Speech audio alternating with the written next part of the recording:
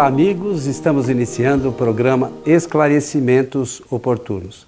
Lembramos sempre que esse programa é uma realização da Sociedade Espírita Francisco de Assis, casa sediada na cidade de São Paulo. E como sempre conosco, Milton Felipe. Tá bom, Milton? Tudo bem, muito obrigado. Muito satisfeito por estar ao seu lado, junto com os nossos técnicos também, aqui em nossos estúdios, para a realização de mais um programa. Esse programa tem como título Esclarecimentos Oportunos. Eu estava me lembrando, na medida que você fazia a apresentação do programa, de como nasceu a ideia desse título, né? E as pessoas sempre precisam, oportunamente, de novos esclarecimentos. E esse programa tem essa garantia que no seu projeto visa clarear assuntos que ainda estão meio nublados dentro do meio espírita. Quero aproveitar a oportunidade também para saudar a todos, desejando-lhes que os bons espíritos nos ajudem sempre.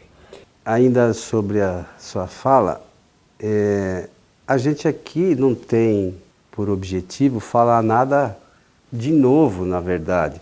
O que a gente comenta, né, é o que está no livro, nas obras fundamentais, que são os livros da codificação, que lamentavelmente ainda não são tão conhecidas pelos espíritas, né? Então, não há nada de novo. Esses esclarecimentos são baseados nessas obras. A gente não tirou do nada, não tem nenhuma novidade que algum espírito novo veio trazer. A gente só se fundamenta nessas obras para o nosso trabalho, é certo? É claro, você, se me der oportunidade, claro. Eu vou só dizer o seguinte. Outro dia, terminando uma palestra numa casa espírita, uma jovem me perguntou se eu poderia fazer citação de alguns livros modernos que discorressem sobre os assuntos que eu abordei na palestra. Eu falei, olha, tenho sim, os livros mais modernos que eu conheço, que tratam dessa matéria, foram escritos por Allan Kardec. E proponho a você que leia os livros de Allan Kardec. Ah, mas Allan Kardec não é do século XIX, na metade do século. Eu falei, sim, ele é realmente. Mas os assuntos que ele trata são assuntos moderníssimos. Eles são de uma atualidade fantástica. Se você ler com atenção, você vai aprender muito o Espiritismo. Aí ela, então, uma boa advogada, ela falou, e nem os seus livros o senhor não recomenda, que são escritos agora? Eu falei, eu recomendo para você conhecer as minhas ideias sobre os assuntos que Allan Kardec e os espíritos trataram, só para conhecer as ideias pessoais. E essa é que é a verdade, né? Eu acho que essa é uma realidade. E a gente não pode esquecer que os livros, todos de Allan Kardec, nos livros dele, ele foi auxiliado pelos espíritos superiores. Esse é o detalhe, né? Essa é a diferença que a infinita maioria não leva em conta, que os espíritos superiores estão muito além, a gente não faz nem ideia do que são os espíritos superiores. A única referência é que eles são próximos a Jesus, né, de conhecimento. Essa é a nossa única referência que a gente pode ter. Os outros todos são espíritos imperfeitos ainda, né? Eu acho que na Terra hoje, daqueles que a gente conhece, não existe nem espíritos bons. Quanto mais... Espíritos do nível, que são a última instância, né, da parte dos espíritos bons antes de chegar aos espíritos puros. Né? Então, esses são os espíritos que coordenaram o trabalho de Allan Kardec. Né? E o Livro dos Espíritos, então, é um tratado de história, psicologia, biologia, química, ciências exatas, física. Está tudo dentro do Livro dos Espíritos. E as pessoas ficam assombradas, mas então é uma obra que trata... também me perguntaram do átomo. Eu falo, sim, no Livro dos Espíritos existe uma expressão dos espíritos superiores a respeito da menor parte da matéria que existia, que era conhecida até aquele momento. De forma que é uma obra atual ou não é? E científica. Mas vamos ao nosso tema. Vamos sim, pois não. Ô, seu Milton, diz assim a pergunta desta pessoa. Motivado por vocês, estou lendo o livro Céu e Inferno. Eu lembro que nós tratamos disso. Né, de Allan Kardec.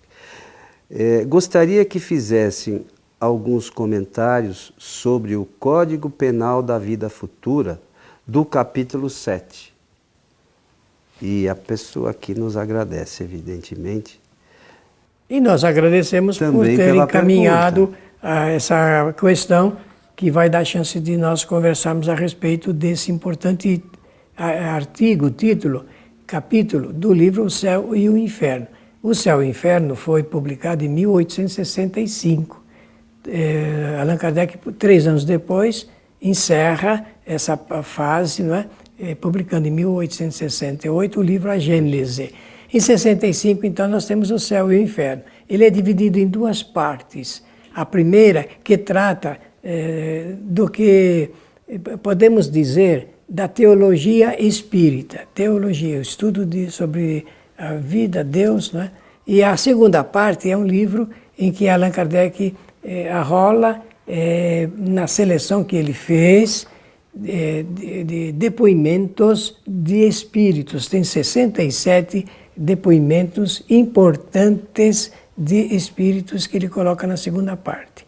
Nesse lado, o que essa pessoa estudiosa está comentando é uma que Allan Kardec deu um título de Princípios da Doutrina Espírita sobre as penas futuras, que é de importância fundamental, porque uma das primeiras coisas que eu no Espiritismo quis saber não era de quem eu tinha sido em outra encarnação, não. Quando eu era bem jovem, uma das minhas primeiras cogitações era do que eu iria passar depois de desencarnado. Porque eu queria saber o que iria, como é que era. O que vai acontecer comigo? Acontecer o processo, quem vai me receber, para onde eu for. Eu acho que são cogitações sérias e verdadeiras de quem estuda o Espiritismo. Então, Allan Kardec resolveu apontar, você falou que eram 33... São 33 itens esse Código Penal, e no item 33º, depois os nossos amigos que estão nos assistindo e ouvindo, podem lá fazer o 33º, fala sobre... É um resumo, né?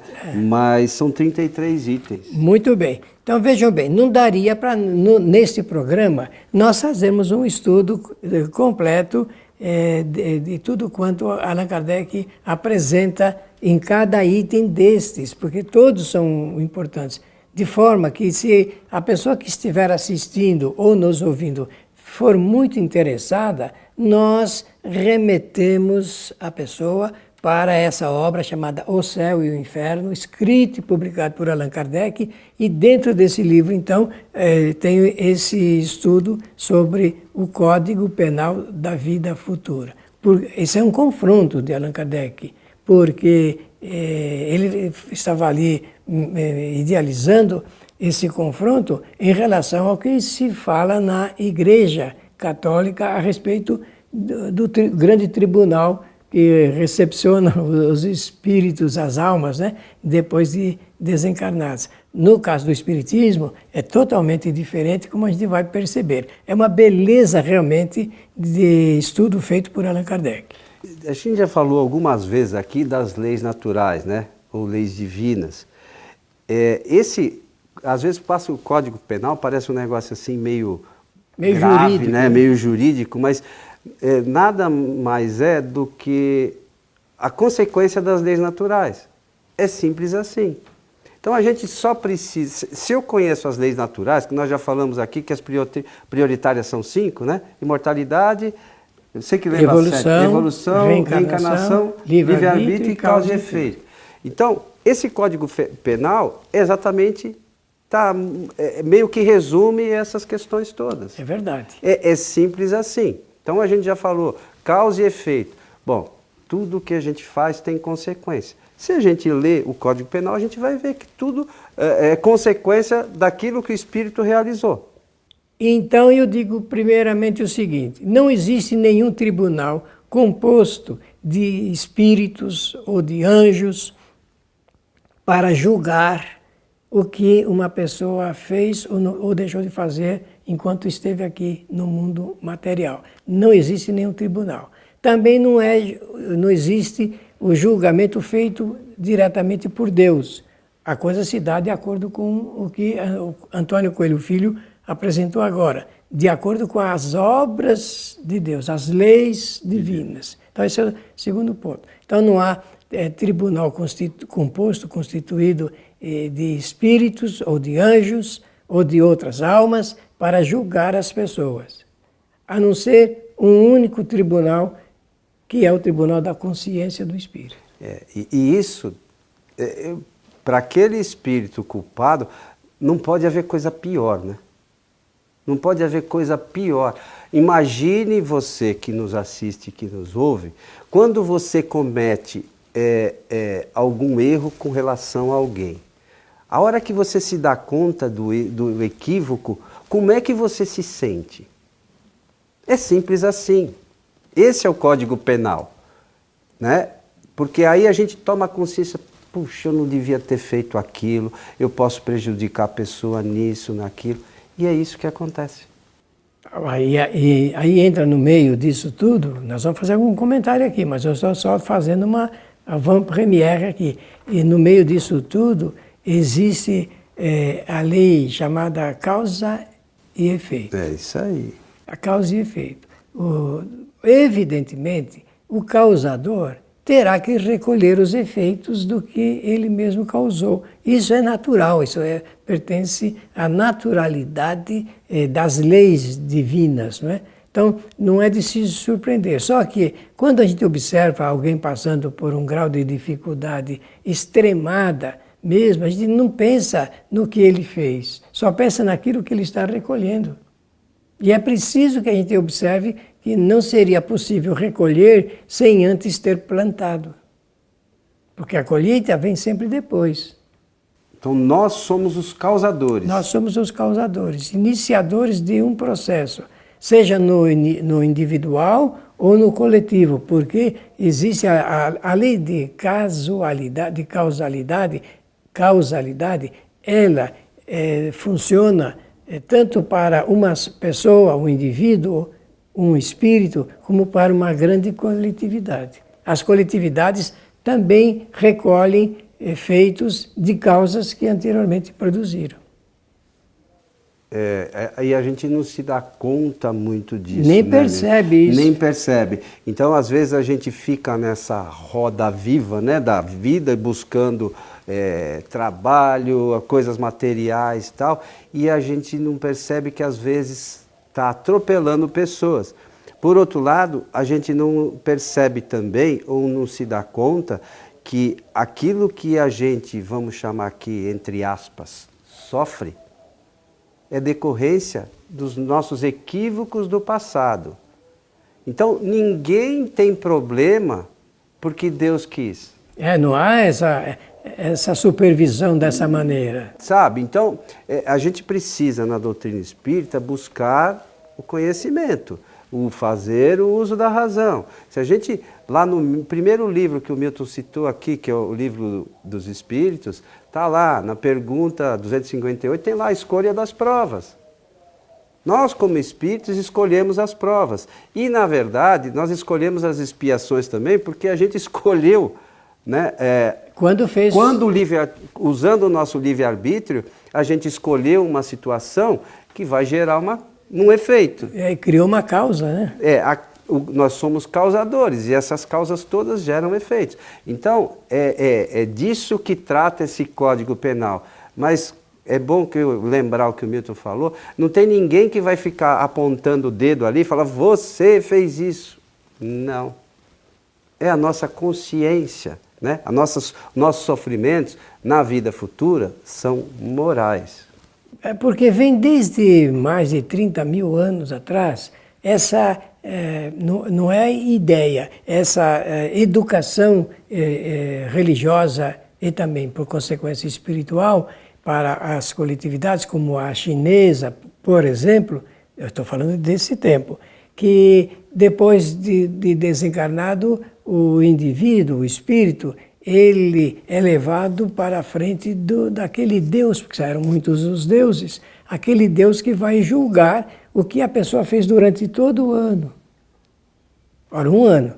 Então, durante um ano, ele vai ser apreciado o que ele fez. Esse Deus, se não me falha a memória, chama-se Deus da cozinha, por causa das atividades domésticas. E depois de julgado, ele vai receber a punição, a penalidade, o castigo, pelas coisas ruins que fizeram. Isso não existe. Nós já sabemos que temos que limpar-nos desse pensamento. O que existe é realmente o tribunal da consciência do espírito. Podemos falar assim, mas também sem muita rigidez, porque na soberana justiça do Criador, tudo acontece naturalmente.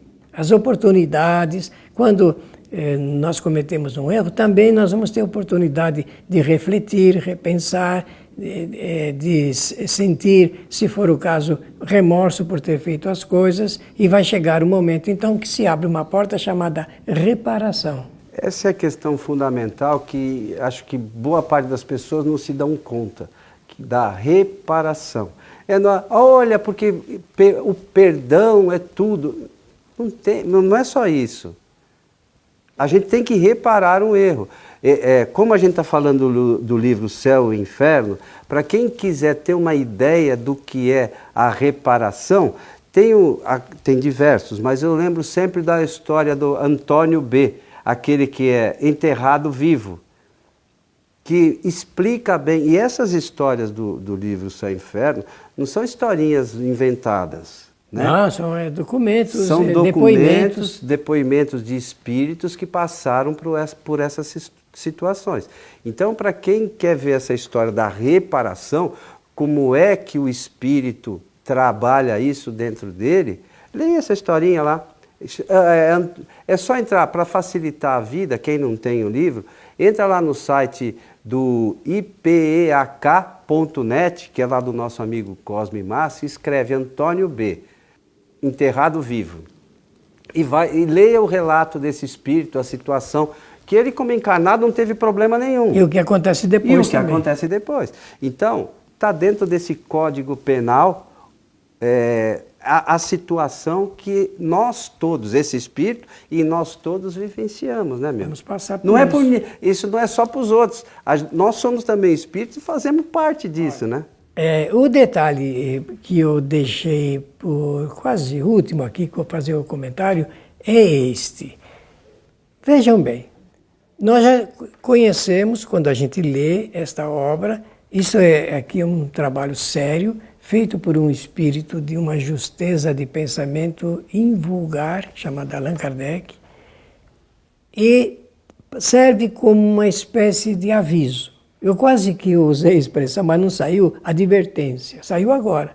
Serve como advertência para nós. Por quê? Ao ler esta matéria, eu fico sabendo que eu não preciso esperar a minha desencarnação para começar a fazer a reparação dos males que eu criei, ou das minhas imperfeições, dos erros, dos desvios. Não, eu posso agora, fazendo essa listagem reflexiva, chegar ao ponto de dizer assim, eu vou começar a buscar contato com as pessoas às quais eu causei algum mal nesta vida, ou nesta existência, ou nesta encarnação.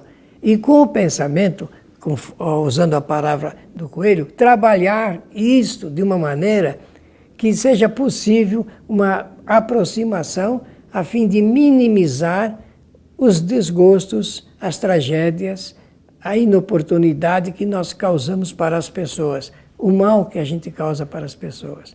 Porque eu já sei que entre o bem e o mal é preferível fazer o bem. Pronto, eu já aprendi isso. É bom? Claro que é bom. É muito importante para o espírito saber que ele entre o mal e o bem, ele precisa fazer o bem, porque o bem tem consequências boas. Mas às vezes tem alguém que esteja nos ouvindo, nos assistindo, pode pensar, poxa, mas eu faço, a pessoa não reconhece. Não é problema não seu. Tem importância. O problema é dele. Nós somos os causadores. estamos fazendo alguma coisa de bom para ajudar a pessoa. Se ela não reconhece, é um problema dela. A nossa parte, a gente só pode fazer a nossa parte. A parte dela é quem tem que fazer ela. Se ela é uma pessoa que não reconhece, não se dá bem com isso, é um problema dela. Vai ter efeito também para ela. Sim, como tudo tem efeitos. Conta pontos, conforme se diz na gíria popular dos jogos, né? Contar pontos. A gente quer contar pontos, acrescentar, criar um grande volume de pontos. Agora, o detalhe é que como nós pensamos, quando pensamos nessa frase fazer o bem, a gente imagina que é dar coisas para as pessoas.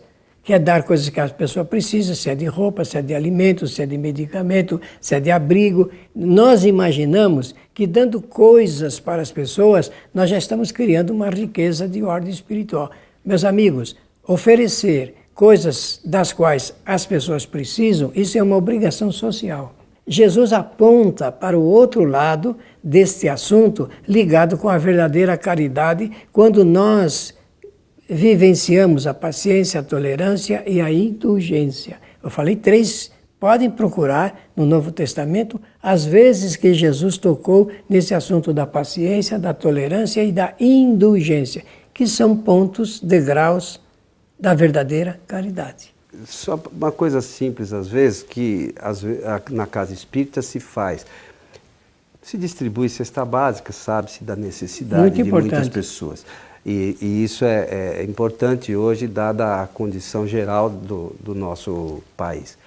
Mas existe uma coisa que às vezes a gente não faz e todos temos condições de fazer, que é sentar e ouvir alguém que está passando por um problema sério. Como o Milton falou, também contar ponto. Este tipo de auxílio, o pobre, o rico, quem tem dinheiro, quem não tem, todos podemos fazer. Basta querer. Não é isso, seu Milton? Claro, até dentro de casa mesmo. Pois é, às vezes a gente não tem paciência nem dentro de casa. Esse é o detalhe também. Mas é isso aí, meu amigo. Então Muito fica bem. a sugestão aos nossos amigos da leitura desse capítulo, que é o capítulo 7 da primeira parte do livro O Céu e o Inferno. São 33 itens, são aí acho que 3 páginas ou 4 páginas. Se não me engano. Para aqueles que gostam de ler, que vão entender esse código muito melhor do que qualquer coisa que a gente faça comentário. Tenha comentado aqui. E fica também a sugestão para ver essa coisa da reparação, que é importante, que a maioria esquece, né? Todo mundo fala do arrependimento, do perdão e tal, mas tem a reparação. E a reparação, às vezes, não tem nem a ver com o espírito ofendido, tem mais a ver com a nossa condição realmente de superar as nossas deficiências. Né, seu Milton? Isso mesmo, muito bom. Então estamos chegando ao final aqui, seu Milton. Agradecer a atenção de todos, desejando sempre, sempre, sempre que os bons espíritos nos ajudem. Lembrando que a nossa casa transmite as palestras públicas às quartas-feiras a partir das 20 horas. Então a nossa página é facebook.com/transical, né? O transição sem o tio e a cedilha. A todos o nosso abraço e esperamos encontrá-los em nosso próximo programa. Até lá.